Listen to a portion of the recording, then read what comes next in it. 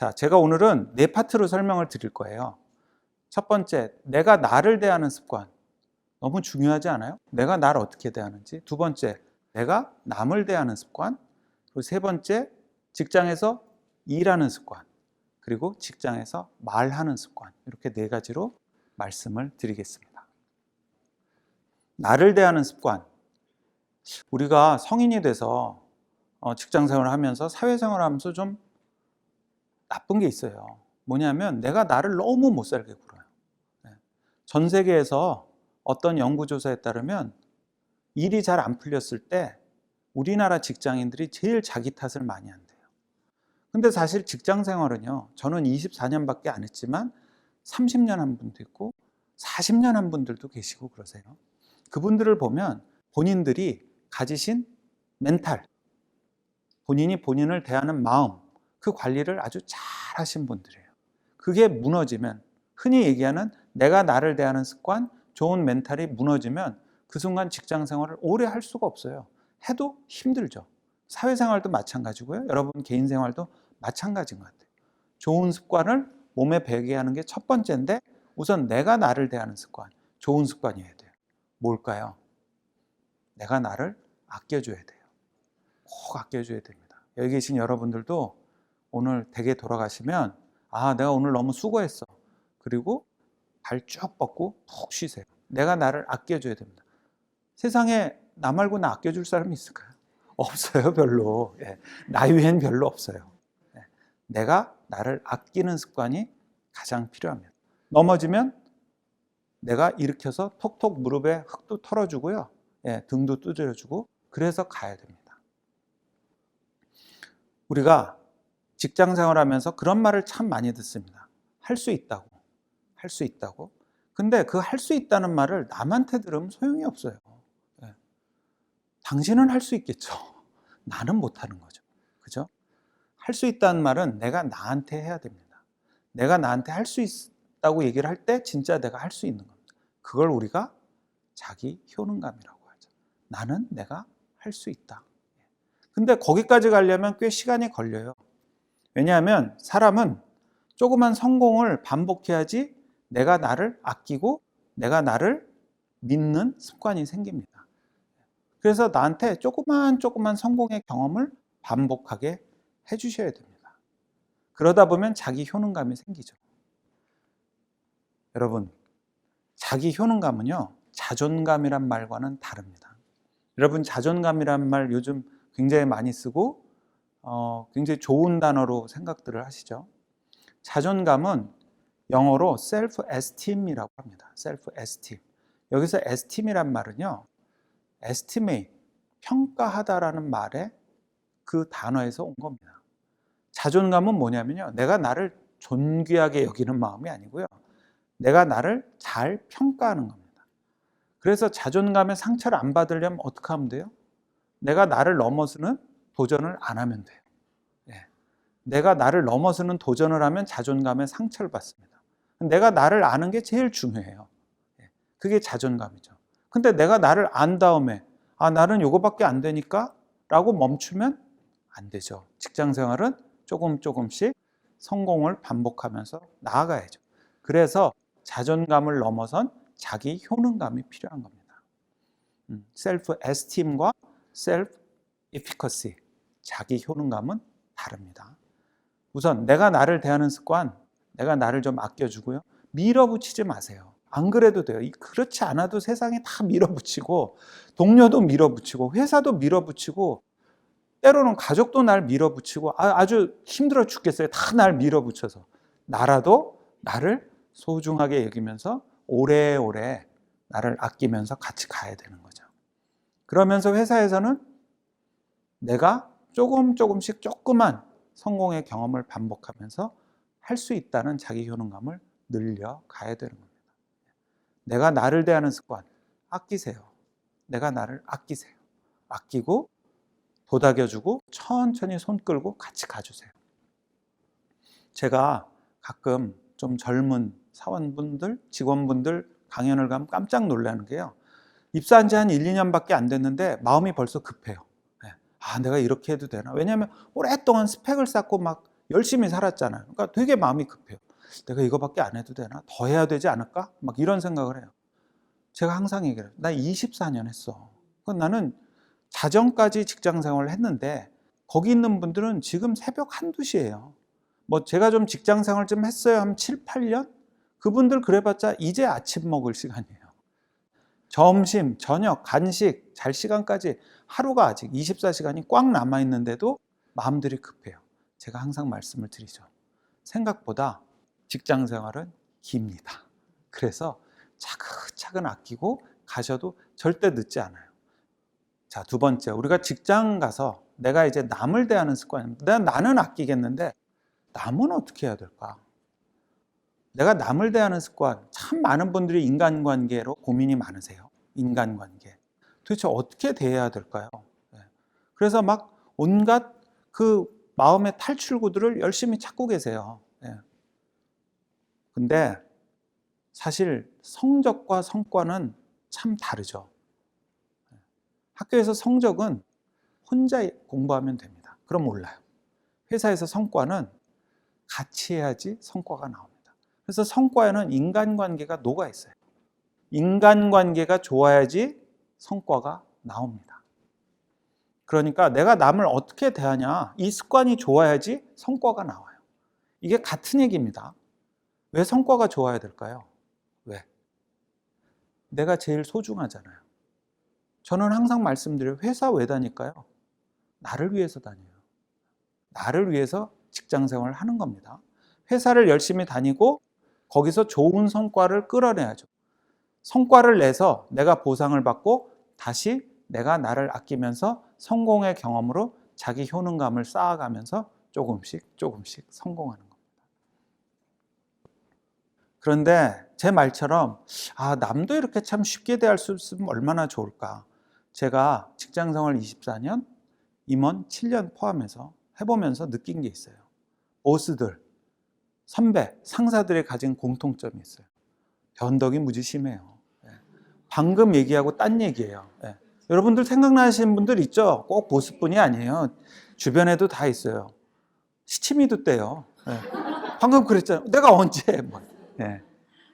그렇게 소심할 수가 없어요. 어느 날 갑자기 너무 소심해져요. 막 제가 정말 소심한 보스를 모셨었는데요. 숫자 틀린 거 제가 찾을 필요 없어요. 어차피 그분이 찾아요. 오타 그분이 다 찾고요. 급해요.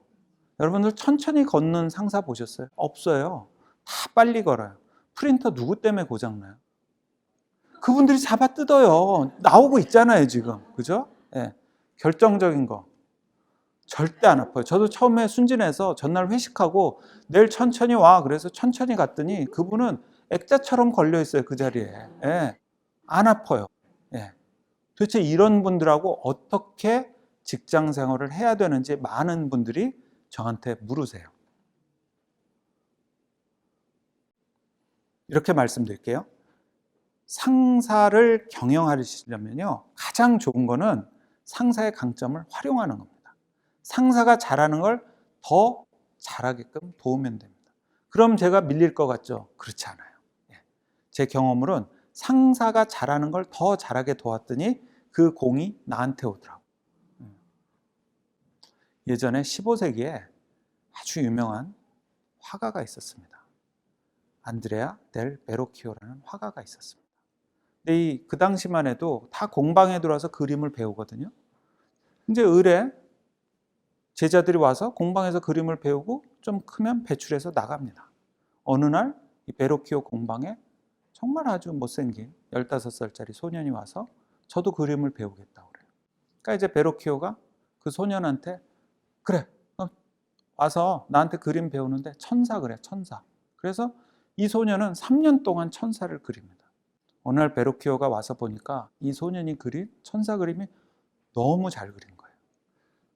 그래서 베로키오는 이 소년에게 그림을 같이 그리자고 합니다. 그 그림이 그리스도의 세례라는 그림이고요. 그 소년의 이름은 레오나르도 다빈치입니다. 다빈치는 그렇게 그림 인생을 시작했습니다. 베로키오라는 스승을 만났지만 베로키오가 그리는 그림에 어떻게 하면 내가 좀 더 천사를 잘 그릴까 궁리를 하고요. 결국 스승과 같이 그림을 그리고 나서 최고의 화가가 되었죠. 저도 우리 후배분들에게 똑같이 얘기를 해요. 상사와 선배와 보스와 다투고 싸우고 겨루지 마라. 그분이 잘하는 걸 더 잘하면 결국 돌아온다. 자, 다음은 이제 갈등 관리입니다. 제가 이름은 이렇게 어렵게 썼지만 사실은 이제 직장에서 일을 하는 습관입니다. 어떻게 하면 일을 잘할까? 직장 가면 인간관계가 있잖아요. 깜짝들 놀래요. 막 사원분들 이제 막 취직해서 보면 이게 드라마랑 틀리거든요. 드라마에서 보면 막 직장생활이 다이내믹하고 막 재밌고 이런데 막상 회사 오면 이게 회사라는 게 그렇게 생각보다 맨날 이렇게 아침 드라마처럼 그렇지 않아요. 그리고 사실 회사가 그러면 그 회사는 망해요. 하루 부도났다가 하루 갑자기 뭐 매출이 확 올랐다가 이러면 안 되거든요. 그래서 의외로 굉장히 루틴하게 내가 상사의 강점을 잘 이끌어주면서 나를 잘 지키는 게 굉장히 필요합니다. 그런데 이제 직장에서 내가 날 잘 대하고 남을 잘 대해도 때로는 어쩔 수 없는 사건이 생겨요. 갈등이라는 게 생기죠. 그 갈등이 생기는 게 두 가지입니다. 저는 직장 생활에서 갈등이 생기는 건 딱 두 가지인 것 같아요. 제 경험으로 봤을 때. 첫 번째는 시간입니다. 우리 워라밸이라는 얘기는 왜 나왔을까요? 워라밸에서 결국 얘기하고자 했던 게 뭘까요? 뭘 더 달라고 그랬었던 걸까요? 시간을 더 달라고 그랬던 거예요. 내가 직장에 있는 것보다 집에 있는 시간을 더 달라고 그랬던 거예요. 따지고 보면 시간 싸움이었어요. 시간 갖고 싸웠던 거예요. 물론 이제 거기에 수반되는 일의 무게도 있었겠죠. 근데 시간이 제일 컸어요. 그래서 우리나라 회사들은 어떻게 했어요? 회사에 머무는, 회사에 체류하는 시간을 줄였어요. 빨리 PC 끄고 빨리 나가게 하고 빨리빨리 나가라. 네. 매주 수요일은 가정의 날 빨리 가. 뭐 무슨 날 휴가 팍팍 내. 회사에 머무는 시간을 줄였어요. 그런데 회사에 머무는 시간만 줄인다고 워라밸이 될까요? 시간이란 갈등이 없어졌을까요? 브라이언 트레이시라는 유명한 컨설턴트가 이런 말을 했습니다. 가장 중요한 것은 직장에서 보내는 시간의 질이고 가정에서 보내는 시간의 양이다. 여러분 집에서 쉬실 때 내가 진짜 품질 높게 쉬어야지 이러신 적 없잖아요. 그냥 쉬죠. 그냥 소파에 눕거나 뭐 침대에 눕거나 그냥 쉬죠. 직장에서는 어때요? 내가 직장에 최대한 오래 있어야지 이렇지 않죠. 내가 회사에 출근했으니까 진짜 일을 잘해야지. 고품질의 시간을 보내고 싶어 하죠. 그런데 시간은 누구에게나 다 똑같습니다. 24시간. 그럼 어떻게 하면 내가 직장에서 보내는 시간의 질을 높일 수 있을까? 직장에서 보내는 시간의 질이 높아지면요, 가정에서 보내는 시간의 양이 많아집니다. 일을 안 갖고 가잖아요. 머릿속에서도 덜고. 그래서 시간의 질이 굉장히 중요합니다.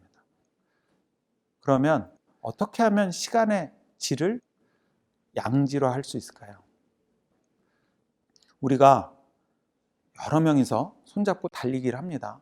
줄의 속도는 누가 결정할까요? 전체 줄의 속도는? 네? 꼴등. 딱 맞으죠. 그 중에서 가장 느리게 뛰는 사람이 줄의 속도를 결정해요. 어차피 다 뛰어봤자 한 사람이 걸으면 그냥 그 줄은 걸어야 돼요. 일이라는 게 그렇습니다. 여러분들이 아침에 눈 뜨셔서 오늘 할 일 쭉 쓰시잖아요. 그 중에 일에 꼴등이 있어요. 그 꼴등이 그날 하루 일의 속도를 다 결정합니다. 누가 꼴등일까요? 하기 싫은 일이에요. 하기 싫은 일이 무조건 꼴등입니다. 근데 그 일이 중요하잖아요? 더 하기 싫어요. 네. 사소한 일은 무시해요, 그냥. 근데 중요한 일, 이거 진짜 해야 되는데 오늘은 미루지 말아야지 그러곤 그 일 때문에 딴 일을 다 미뤄요. 중요한데 꼭 내가 해야 되는데 남이 안 해주는데 그 중에 진짜 하기 싫은 일이 있어요. 그 일이 재밌는 게 꼴등이 돼서요, 다른 일들의 발목을 다 잡고 결국 그래서 나의 오늘 하루 시간을 다 망칩니다. 그 일 때문에. 여러분 지금 혹시 내가 못 돼야 되는데 쭉 리스트를 만들어 보시면 그 중에서 꼴등 일이 있어요. 근데 그것만 걸리면 생각이 나면 뭔가 찜찜해서 딴 게 흐지부지 돼요. 근데 그것부터 훅 해버리잖아요. 그럼 딴 건 쉬워요. 여유가 생겨서. 시간을 관리하는 방법은요, 직장에서 하기 싫은 일, 진짜 중요한데 하기 싫은 일부터 하시면 돼요. 그러면 그 일이 다른 일에 발목을 안 잡습니다. 근데 하기 싫은 일 하는 건 진짜 더 싫죠. 그죠? 그래서 하기 싫은 일을 하신 다음에는 반드시 소확행, 보상을 해주셔야 됩니다. 다 스트레스 푸는 방법 있으시죠? 뭐 네일도 받으시고 인형도 뽑으시고 뭐 치맥도 하시고 다 있으실 거예요. 저도 있어요. 조그맣게 나한테 보상을 해줘야 됩니다. 그래야지 내가 알아요. 아, 하기 싫은 걸 하고 나면 보상이 오는구나. 결국 다 나로 돌아옵니다. 내가 나를 잘 대해주고요. 그리고 내가 남의 강점을 잘 활용해서 도와서 고성과를 내서 보상이 돌아오면 또 내가 나한테 보상을 해주는 거고요. 시간도 내가 나한테 힘들지 않게 보내게 해주는 방법이에요. 시간 관리를 잘하면 내가 안 힘들어요. 내가 안 힘들려면 내가 내 시간 관리를 잘해야 되고요. 그 첫 번째 방법은 싫은 일부터 해치우고, 그러고 나면 반드시 상을 주셔야 됩니다. 상에 인색하시면 안 돼요. 반드시 내가 나한테 상을 주셔야 됩니다. 다음, 회사에서 이제 우리가 열심히 굉장히 관계도 좋고 의욕도 나는데 힘이 쭉 빠진 일이 있어요. 뭐죠? 하다가 안 된 일, 안 풀린 일, 망쳐버린 일. 우리가 그걸 실패라고 그러죠. 근데 사실 실패는요, 조금 큰 실수일 뿐이에요. 그래서 실패를 너무 겁내면 안 되더라고요. 심리적 안전이라는 말이 있죠. 내가 나한테 그래도 괜찮아라고 안전감을 주는 겁니다. 직장 생활에서 설문조사를 했어요. 후배들이 가장 싫어하는 상사 1위는 누굴까요? 1위는요, 감정 기복형 상사예요. 좋은 아침, 점심 안 먹을랜다. 사표 쓰고 있어. 저녁 때, 내일도 화이팅! 이러고 퇴근하는 거예요. 예. 감정 기복형이에요. 예. 왜 그분이 싫을까요? 심리적 안전감을 못 주는 겁니다. 일을 하려면 심리적 안전감을 리더나 상사나 보스나 나 스스로에게도 줘야 됩니다. 좋은 아침, 회사 관둘래? 좋은 저녁. 이거 어떻게 믿고 일하겠어요? 그러면 만약 뭐가 실패가 생기잖아요? 절대로 거기서 배울 수가 없습니다. 겁내고 숨기죠. 심리적 안전감이 낮으면 숨깁니다. 외면해요. 제가 아까 보여드렸다시피 저는 미국 뉴욕주 변호사입니다. 뉴욕주에 가서 변호사 시험을 칩니다. 가서 쳤어요. 떨어졌습니다. 멋지게. 떨어져서 재수를 할 생각을 했죠. 재수를 했는데 제가 왜 떨어졌는지 떨어진 문제는 알고 있었거든요. 여러분들 혹시 주변에 시험 치신 분들 중에 어떻게 하다 이렇게 됐지? 나도 모르겠어. 열심히 했는데 뻥이에요. 거짓말입니다. 예. 압니다. 본인은 알아요. 내가 왜 떨어졌는지. 저도 왜 떨어졌는지 알아요. 그 문제 때문에 떨어졌다는 걸 알고 재수를 했어요. 재수를 하고 다시 시험을 보러 미국에 또 갔습니다. 뉴욕에 갔는데 시험 전날인데 우리 시험 전날은 보통 좀 쉬어야 되잖아요. 약간 총정리하면서. 근데 갑자기 한 문제가 떠오르는 거예요. 제가 첫 시험에서 떨어졌던 문제. 근데 더 겁났던 게 뭐냐면 그 문제 답을 모르겠어요. 왜냐하면 재수하는 동안 그 문제 공부를 안 했어요. 사람은 그래요. 그 문제 때문에 떨어졌으니까 안 보게 되는 겁니다. 공부 안 해요. 그것 빼고는 다 했어요. 가슴이 철렁 내려앉죠. 내일 아침이 시험인데. 그래서 부랴부랴 24시간 하는 인터넷 카페 가서 공부를 했습니다. 전날 총정리라고 있어야 되는데 그 떨어진 문제 한 문제 풀겠다고 밤새 그걸 준비하고 갔어요. 이틀 시험을 보거든요. 첫날 시험을 보고 이튿날째 저희가 주관식에서 떨어졌어요. 주관식을 보러 갔는데 그 문제가 또 나왔어요. 이렇게 얘기하니까 제가 공부한 게 별거 아닌 것처럼 보이는데 공부도 열심히 했어요. 했는데 어쨌든 그 문제가 다시 나와서 붙었죠. 그러니까 제가 말씀드리고 싶은 거는 제가 왜 재수할 동안 그 시험을 안 봤을까? 실패해서 그래요. 다시 대면하기 싫은 거죠. 보기 싫었던 거죠. 제가 스스로한테 심리적 안정감을 못 줬어요. 이번에 떨어져도 괜찮았는데 그래도 실패를 대면해서 이거를 또 잘 풀어봐라고 했어야 되는데 그걸 그나마 전날이라도 깨달은 건 다행이겠죠. 그러면 어떻게 실패로부터 배울 수 있을까? 심리적 안정감을 내가 스스로한테 주고 어떻게 배울 수 있을까? 실패로부터. 여러분 한번 빙판에서 넘어져 본 적 있으세요? 네. 안 아파요. 창피해서. 네. 절대 안 아파요. 통증은 나중에 와요. 네. 저녁 때쯤 되면 욱신욱신거려요. 왜 그러지? 낮에 넘어진 거예요. 네. 그 순간 안 아파요. 일어나려다 또 한 번 넘어지면 어때요? 기절하는 게 낫겠다. 그죠? 예. 주변 사람들 다 지나가고 날이 어두워질 때까지 있다가 일어날까? 예. 이 사람이 뭔가 실패하잖아요. 그러면 감정들이 듭니다. 분노, 화도 나고요. 내가 왜 이거밖에 안 되지? 그 다음에 창피하기도 하고요. 우울해지기도 하고요.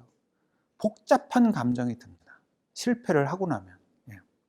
그런데 실패로부터 배우려면요, 간단하더라고요. 실패를 빨리 대면하면 됩니다. 그럼 실패로부터 배울 수가 있어요. 그러니까 직장에서 일을 하는 습관도 똑같더라고요. 하기 싫은 일을 제일 먼저 하면 시간이 남고요. 그 다음에 내가 성장하고 성숙해지려면 내가 안 풀렸던 일을 빨리 대면하는 겁니다. 그래서 일 잘 풀린 날은 자축 파티 하실 필요 없어요. 일이 안 된 날, 그날 실패 파티를 하셔야 돼요. 빨리 모여서 나 이번에 시험 떨어졌잖아, 승진 시험. 예, 또 1년 또 이렇게 지내야 돼. 라고 해서 실패를 빨리 대면해야지 거기로부터 배울 수가 있습니다. 실패로부터 배우는 방법은 간단합니다. 창피한 거, 우울한 거, 불안한 거, 이런 거 다 뚫고 가셔야 됩니다. 그걸 얼마나 빨리 뚫느냐에 따라서 실패를 빨리 배웁니다. 터널은 빨리 통과해야 됩니다. 근데 우리가 실패해서 왜 못 배우느냐? 가다 말아요. 창피한 건 어떻게 넘겼는데 화가 나요. 아직도 생각하면. 화가 난 건 어떻게 넘겼는데 되게 우울해요. 거기서 다 멈추는 거예요. 터널 안을 운전하고 가다가 서버리는 겁니다. 터널 바깥으로 나가야지 빛이 보이는데 터널 안에서 멈추는 겁니다. 실패해서 배우는 방법은 간단해요. 실패를 최대한 빨리 대면하면 됩니다. 직장 생활을 하면서 시간을 확보하는 방법은 꼴등을 1등으로 만들면 되고요. 그 다음에 실패로부터 배우는 방법은 창피한 거, 이런 거 다, 우울한 거 빨리 통과해서 지나가시면 됩니다. 빙판에서 넘어지셨을 때 그 순간 아프시잖아요. 그럼 일어나서 재빨리 일어나서 이렇게 주변을 돌아보시고 다음엔 저거 난간 잡고 내려와야겠다. 그리고 구두도 낮은 거 신어야겠다. 절대 안 넘어지세요. 근데 그냥 넘어진 다음에 저녁 때 또 아파요. 그리고 다음날 또 까먹고 또 높은 구두 신고 가다 또 넘어져요. 네. 네. 그런 겁니다. 실패를 빨리 대면하세요. 그게 제가 말씀드리는 일하는 습관입니다. 자, 이제 말하는 습관입니다. 말하는 습관. 우리가 워라밸 얘기하는데 직장에 이제 대면 시간이 줄었어요. 그죠? 회사에 오래들 안 있어요. 그리고 유연근무제도에서 부장님 저 이것 좀 보고 드리려고 하는데 부장님 어디 가셨어요? 퇴근하셨는데? 부장님이 내일 아침에 보자고 그러시더라. 저 내일 오후 3시에 출근인데요. 이렇게 되는 겁니다. 절대 시간도 줄고 물론 회사마다 차이는 있지만 점점 직장에서의 근무 시간이 짧아지는 건 1분이라도 짧아지는 건 추세일 겁니다. 그러면 직장에서 이렇게 대면이 주니까 어떻게 해야 돼요? 일을 잘하려면 말을 잘해야 됩니다. 말을 잘해야 됩니다. 어떻게 하면 말을 잘할까요? 우선 잡담부터 말씀드리겠습니다. 우리는 한국에서 크면서 잡담을 못하게 배웠습니다. 왜? 항상 선생님이 잡담하지 마. 네. 그죠? 그 다음에 밥상머리에서 잡담하지 마. 네. 그냥 잡담은 진짜 나쁜 얘기로 배웠거든요. 근데 미국에선 스몰톡이라고 해서 사실 굉장히 중요한 대화의 수단입니다. 네. 잡담을 어떻게 하는지를 잘 몰라서 회사에서 엉뚱한 실수를 저지르는 분들이 꽤 있어요. 인터넷에 쳐봐도 안 나오죠. 네. 잡담은 못하게 배웠으니까. 제가 예전에 회사에 있을 때 지하 1층 카페에서 아주 풍성하게 휘핑크림을 얹는 카페 라떼를 틀고 엘리베이터를 탔습니다. 15층까지. 근데 한 3층쯤에서 부장이 하나 탔어요. 상무님, 카페 라떼 드시네요? 예. 그거 진짜 칼로리 높은데, 진짜 살찌시는데, 그리고 본인 7층에서 내려버렸어요. 예, 본인 딴엔 잡담인데 그 친구랑 저랑 남은 게 뭘까요? 예, 제가 8층에서 내렸어야 돼요. 예, 지금도 그 생각만 하면, 예, 왜? 잡담을 하는 방법을 잘 모르는 거예요. 공식적으로는 업무 얘기는 잘하는데 잡담을 할 줄 모르는 거예요. 직장에서도 잡담을 꽤 할 줄 알아야 되더라고요. 잡담은 간단하더라고요. 서로의 관심사에 대해서 칭찬해 주면 돼요. 서로의 관심사에 대해서. 어떤 게 있을까요? 서로의 관심사. 대표적인 게 날씨예요. 날씨 조초가 그래서 대표적인 잡담입니다. 그런데 잡담을 이제 들었어요. 날씨 좋죠. 그런데 뭐라고 답해야 될까요? 직장인 여러분들 한번 제가 여쭤볼게요. 뭐라고 답해야 될까요? 네, 네, 이거 최악이에요. 그렇죠. 네, 이거 최악이에요. 안 좋은 거 또 있어요. 그래요? 저는 별로던데 이거 최악이에요. 네. 잡담은 좋게 받아야 돼요. 1+1으로. 날씨도 좋고 하늘도 되게 맑네요. 어차피 잡담은 그런 겁니다. 잡담의 중요성에 대해서 제가 한 말씀만 드리고 넘어가겠습니다. 언어학자들이 굉장히 열심히 연구하는 잡담이 뭘까요? 잡담은 쓸데없어 보이는데 쓸데있는 게 잡담이에요. 뭘까요? 안녕하세요예요. 안녕하세요. 그게 언어학자들이 많이 연구하고 있는 잡담입니다. 안녕하지 않으면 일이 안 될까요? 꼭 물어봐야 될까요? 네, 안녕하세요. 그게 인류가 쓰는 가장 중요한 잡담입니다. 상대방이 괜찮은지 관심사에 대해서 묻고 호의적으로 얘기를 시작하잖아요. 그 다음에 이제 직장 생활에 남은 거는 무엇을 할까요? 상의하는 거죠. 무엇을 하겠습니다. 연락하고 전달하는 거죠. 무엇을 했습니다. 보고하는 거죠. 딱 이 세 가지입니다.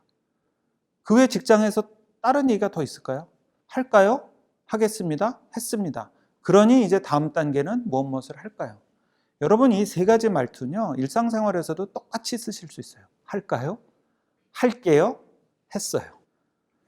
직장생활은 사실 그렇게 화법이 구성이 됩니다. 진짜 말하기가 얼마나 중요하냐면요. 여러분 암이라는 한자 있죠? 이게 할 말은 많은데 입구자가 3개죠. 할 말은 많은데 산속에 지붕에 처박혔을 때 생기는 병이에요. 할 말을 못했을 때 생기는 병이 암입니다. 근데 만약에 산에서 지붕을 박차고 나오면 품질 품자가 됩니다. 여러분들 삶의 퀄리티가 달라지는 거예요. 할 말을 못하고 갇혀서 살면 암이 되고요. 할 말을 하고 서로 소통을 하면서 살면 품자가 됩니다. 그래서 흐를소 통활동, 소통이 필요한 거죠. 우리만 그럴까요? 워렌 버핏이라는 아주 유명한 투자가가 이런 얘기를 합니다. 앞으로 말을 잘 못하면 세상을 살기 힘들어질 것이다. 2017년에 워렌 버핏이 이런 얘기를 한 대학원의 졸업식 가서 합니다. 말이 청산유수가 되라는 게 아니고요. 내가 생각하는 말을 잘 전달하고 상대방의 말을 잘 들을 수 있어야 됩니다. 우리가 회사에서 요즘 정보가 없어서 일이 못하진 않아요. 얼마나 많아요. 인터넷만 쳐도 막 정보가 쏟아져 나옵니다. 옛날에는 정보가 부족해서 일을 못했어요. 정보가 차고 넘칩니다. 데이터가 차고 넘쳐요. 기술, 속도 다 엄청 빨라졌어요. 옛날에는 속도가 느려서 또 답답해서 일을 못했는데 지금은 한번 누르면 날아가죠. 그죠? 결국 남는 게 뭘까요? 말입니다. 말. 근데 그러면 도대체 말을 어떻게 해야 될까? 어떻게 하면 말을 잘하는 걸까? 제가 만든 삼각축입니다. 관계, 내용, 방식을 언제나 신경 쓰면서 말을 하자는 거죠. 관계. 우리나라는 모임을 하면 누가 탄생해요? 막내가 탄생해요. 네. 우리나라에서 친구 하려면 어떻게 해야 돼요? 한 200가지 퀴즈를 내서 나이를 알아내야지 속이 후련해요. 그 다음에 또 따지죠. 빠르냐 늦냐. 그죠? 어쨌든 굉장히 관계지향적인 사회예요. 우리나라는. 그리고 서열도 되게 강하고요. 그러다 보니까 말을 할 때도요. 관계를 설정해요. 내가 삼촌 같아서 하는 얘기인데 삼촌 없는 친구한테 그런 얘기를 해요. 내가 형 같아서 하는 얘기인데 관계를 설정해 버려요. 내가 딱. 그래서 우리나라는 굉장히 관계 중심적인 사회입니다. 말도 관계를 설정해야지 할 수 있어요.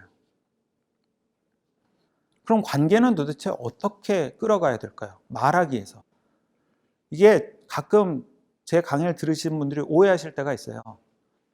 관계가 그러면 뭐 충성을 하거나 뭐 사내 정치를 하거나 아니면 잘 모시라는 거냐. 그게 아니고요. 말을 할 때 관계는요. 굉장히 정직해야 돼요. 충실하고 정직해야 됩니다. 무슨 얘기냐면요. 사람이랑 말할 때 대충 하지 말라는 거죠. 말을 잘하라는 게 아니고 진심으로 그 사람께 성의껏 대하라는 거죠.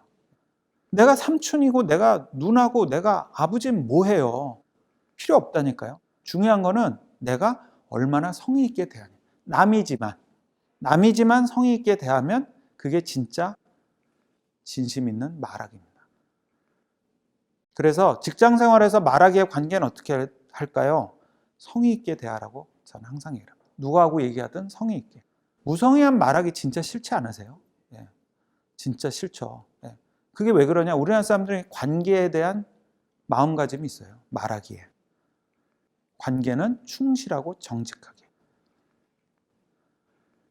자, 다음은 그럼 이제 내용입니다. 관계 내용 방식에 대해서 제가 말씀드렸는데 내용은 어떻게 해야 될까요? MEC라고 흔히 기획 교과서에 많이 나오는 단어입니다. Mutually Exclusive, Collectively Exhaustive. 무슨 얘기냐면요. 그냥 빈틈없이 겹침없이 하라는 겁니다.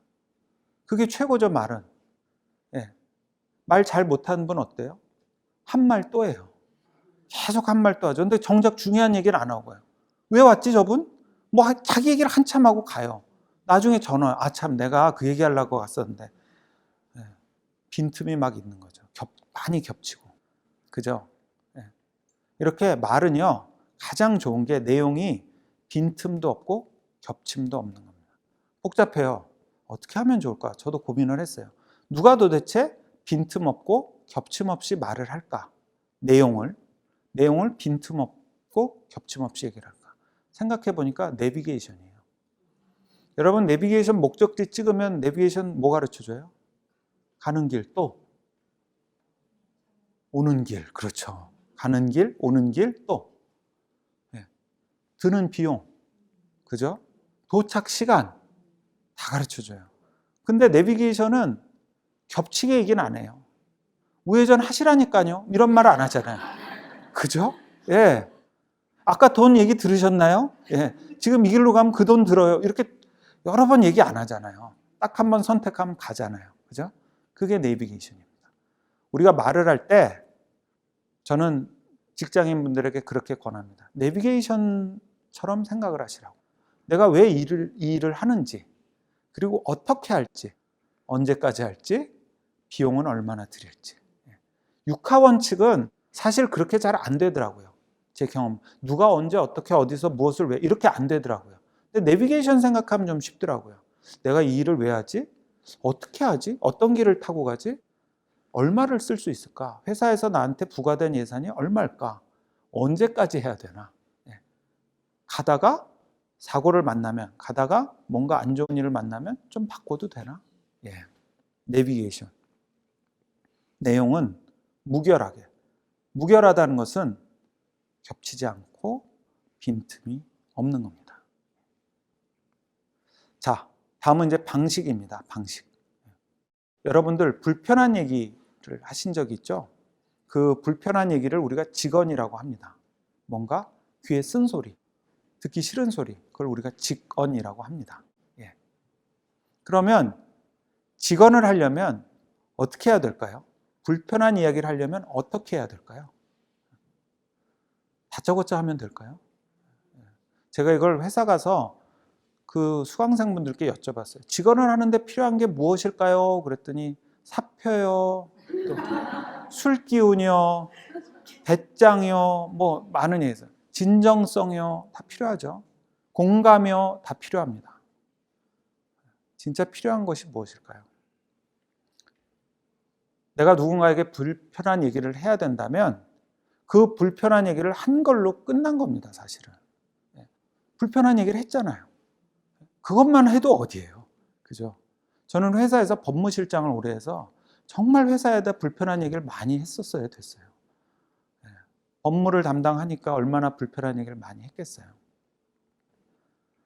그래서 제가 생각을 했어요. 어떻게 하면 불편한 얘기를 좀 그나마 편히 들을 수 있게 할까? 방법을 연구했더니 대안이랑 같이 얘기를 하면 되더라고요. 대안. 그러니까 직원이랑 대안은 세트 메뉴입니다. 제가 어디 지원을 하면 이제 붙는 데도 있고 떨어지는 데도 있었겠죠. 떨어진 곳은 당신은 불합격됐습니다. 옛날엔 이렇게 왔는데 요즘은 그 밑에 글이 길어요. 떨어졌지만 당신은 굉장히 훌륭하고 이렇게 해서 어디 가든 잘 될 거고 막 이만큼 나와요. 붙은 데는 간단해요. 합격하셨습니다. 언제까지 오세요? 그러니까 불편한 얘기에는 이렇게 마음을 달래주는 대안, 또 실제로 같이 이렇게 작동할 것 같은 대안을 쭉 붙여줘야 됩니다. 이게 어려울 것 같은데요, 사장님. 그럼 어떡하지? 그거야 제가 모르죠. 이러면 안 되는 거죠. 제 생각엔 요런 방법이 있을 것 같습니다. 그게 틀려도 돼요. 틀려도 이미 직언을 듣고 들은 사람은 생각을 하기 시작했는데 그때 대안이 도움이 될 수도 있는 거죠. 남녀 사이에 우리 사귈 때 이 직언과 대안 굉장히 많이 했어요, 사실. 여기 분들 기억이 안 나시겠지만 우리 그만 만나? 꼭 뒤에 붙는 말이 뭐예요? 넌 나보다 좋은 사람 만날 거야. 그럼 지금 만나든지. 그건 아니잖아요. 일단 이별 통보는 해야겠고 그 다음에 대안을 붙여서 마음을 달래주는 거죠. 직언과 대안. 의외로 많은 분들이 모르세요. 내가 불편한 얘기를 해야 되면 그 얘기를 한 걸로 목표의 90%는 달성이 된 거고요. 나머지 10% 그걸로 혹시나 도움이 될지 모르겠지만 대안을 제시해야 되는 거죠. 그럴 때 들은 사람은 직언을 더 들어요. 근데 계속 이렇게 불편한 얘기만 쏟아내면 안 들려요. 나중에 화도 나요. 그러니까 불편한 얘기를 하면 반드시 대안을 얘기하시라. 방식에 관한 얘기입니다. 회사에서 불편한 얘기를 해야 될 때 말하기의 방식. 경청. 우리 참 경청 얘기 많이 해요. 우리 좀 경청해라. 경청.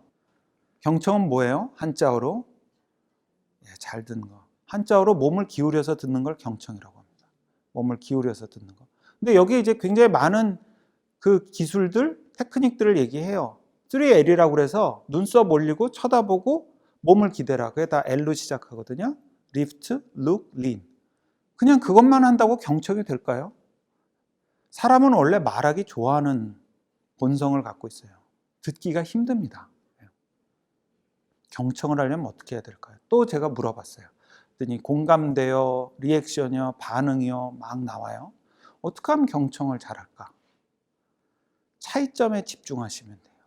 상대하고 얘기하는 거에 차이점에 집중하시면 됩니다. 예를 들면 부장님이 물어요. 김사원 어제 뭐 했어? 아, 저 신설동 갔었는데요. 나도 신설동 갔었는데. 경청 글러 먹었어요. 틀렸어요. 이제 부장님은 자기 신설동 간 얘기 합니다. 경청을 하려면요, 호기심을 갖고 들어야 돼요. 저 친구는 어디 갔었지? 같은 동네를 갔었는데 의외로 사람들이 공통점을 빨리 찾아요. 차이점에 집중해서 얘기에 귀를 기울이면 궁금해서 2, 3분은 충분히 듣습니다. 차이점에 집중하시면 경청이 됩니다. 방식은 섬세하게. 자, 마무리 짓겠습니다. 내가 나를 대하는 습관은 되게 잘 대하고요. 그 다음에 남을 대하는 습관은 강점을 활용해서 도우라고 했고요. 그 다음에 시간은 꼴등을 1등으로, 실패는 빨리 대면하고요. 그 다음에 말하기의 방식은 관계는 충직하게, 내용은 내비게이션처럼. 그 다음에 방식은 직언이나 경청에 필요한 대안, 그리고 호기심이었습니다. 이 많은 것들을 하루아침에 갖춰지기는 어렵겠지만 좀 낯선 것들을 자꾸 경험해 보면 이런 복합적인 사회 속에서 복잡한 일들을 전뇌형으로 충분히 해낼 수 있더라고요. 쉽지 않습니다. 여러분 연필 발명되고요. 지우개 발명되고요. 연필 뒤에 지우개가 붙는데 90년이 걸렸어요. 의외로 낯선 것들끼리 경험하고 붙이기가 쉽지 않습니다. 그런 훈련들을 하시면 앞으로 여러분들께서는 직장인의 바른 습관이 자연스럽게 몸에 배서 성공적인 직장 생활을 하실 걸로 봅니다. 예, 이상입니다. 감사합니다. 강연자가 강의를 마치고 퇴장합니다.